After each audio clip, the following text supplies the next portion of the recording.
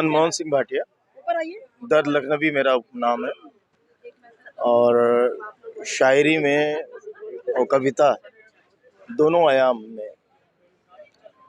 सेवा करने का मौका मिल रहा है। कवि सम्मेलन एक बहुत बड़ा जरिया है। अगर हम हिंदी कविता, छंद, मुक्तक, ये जन जन तक, खास को तौर पर जो हमारी जनरेशन है, जो यंग जनरेशन है, वो जब समझना शुरू कर देगी हिंदी के बारे में, तो स्वदेशी अपनाने में ज़्यादा देर नहीं लगेगी। क्या बात। पहले लिटरेचर, जिस भी देश का, जिस भी कंट्री का लिटरेचर जो उसकी रीढ़ की हड्डी है, वो प्रसारित करने का काम अगर लोगों ने किया है, और इस सिलसिले में 2014 के बाद से बहुत काम हो रहा है, अच्छा काम हो रहा है। हिंदुस्तान को जानने का मौका मिल रहा है और हिंदी को जानने का मौका मिल रहा है, कविता को जानने का मिल रहा है, बजाय इसके कि गूगल में या यूट्यूब में हम वो सारे जो वीडियोस आजकल चल रहे हैं उसमें हमारी रुचि अगर यूथ की जा रही है। और कवियों में आजकल के यंग कवि इतने अच्छे निकल के आ रहे हैं। अभी आपने हर्षित को सुना और भी सुना।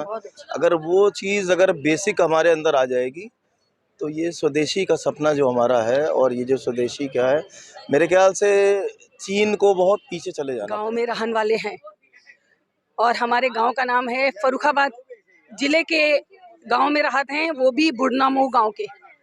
देखिए ऐसा है, इम्पोर्टेड तो हम यहाँ रह रहे हैं, मुझे लगता है हम इम्पोर्टेड हैं, लेकिन हमें अंदर से महसूस होता है कि हम कितने इम्पोर्टेड हैं। हमसे ज़्यादा तो अच्छी, खुशनुमा और चैन सी जिंदगी गांव वाले जी रहे हैं।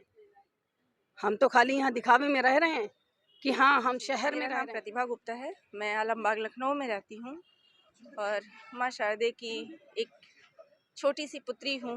कहने का मतलब ये है कि मैं कवित्री हूँ और कुछ ऐसा लिखती हूँ जो इस समाज को दिशा दे सकूँ। यही मेरा मेन उद्देश्य है कि भरा नहीं जो भावों से, बहती जिसमें रसधार नहीं, हृदय नहीं वह पत्थर है जिसमें स्वदेश का प्यार नहीं। क्योंकि आज ये स्वदेशी मेला के अंतर्गत हम यहाँ पर एकत्रित हुए हैं, इसलिए मैं ये पंक्तियाँ कहना चाहती हूँ कि अगर हमें हमारे देश से प्यार नहीं होगा, देश की चीज़ों से प्यार नहीं होगा, तो वो जीवन व्यर्थ है। दीक्षित लखनऊ से।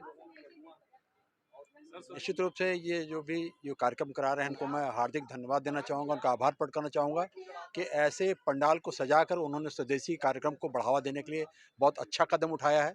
और ख़ास करके हमारे मध्य अगर ऐसे कार्यक्रम हुआ करेंगे तो उससे हमारे स्वदेशी के प्रति हमारी जो है वो इंटरेस्ट बढ़ेगा, हम उसकी तरफ अग्रसित होंगे।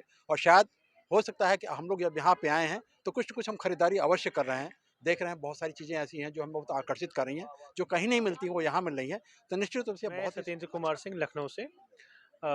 इस स्वदेशी मंच के द्वारा जो यहाँ पे कार्यक्रम आज आयोजित किया गया, कविता पाठ का, काव्य सम्मेलन का, इसमें मुझे भी आमंत्रित किया गया और मुझे अपने विचार रखने का, अपने कविताओं को प्रस्तुत करने का मौका मिला।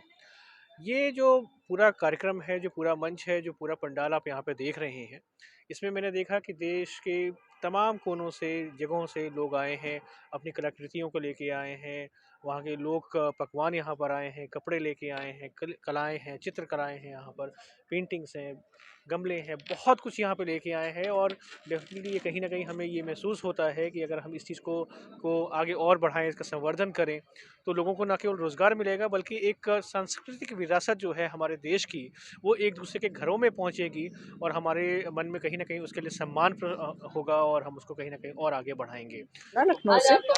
और छंद, मुक्तक, दोहा, गज़लें, यही सब, और श्रृंगार की कवित्री हूँ। धीरे धीरे परिवर्तन आ रहा है और लोग स्वदेशी को अपना भी रहे हैं और लोगों में देशभक्ति की भावना भी अब कुछ ज़्यादा ही दिखने भी लगी है। और सबसे बड़ी बात यह है कि जब हम स्वदेशी अपनाएंगे तो हम अपने देश के जो कामगार लोग हैं उनको रोजी रोटी देंगे, उनका जीवन स्तर बढ़ाएंगे। हमारा जो देश का जो पैसा है वो बाहर जाने से बच जाएगा, तो हम निश्चित रूप से जो है बहुत ज़्यादा आर्थिक रूप से समृद्ध हो सकेंगे। तो स्वदेशी को अपना भी रहे हैं और उसके लिए जागरूक भी हो रहे हैं, ये मुझे दिख रहा है और इससे मुझे बड़ी आत्मिक प्रसन्नता है। मेरा नाम नीलेश ज्वाला राजहंस है। पेशे से व्यवसायी हूँ, लेकिन साहित्य में रुचि है, सिंगर भी हूँ और लखनऊ में ही रहता हूँ। जन्मभूमि मेरी बस्ती है, लेकिन अब लखनऊ ही सब कुछ है। स्वदेशी वो विषय है जिस देश का व्यक्ति स्वदेशी नहीं अपनाता है वो समझ लीजिए कि देश अपने देश को ख़त्म करने की ओर लेके जा रहा है।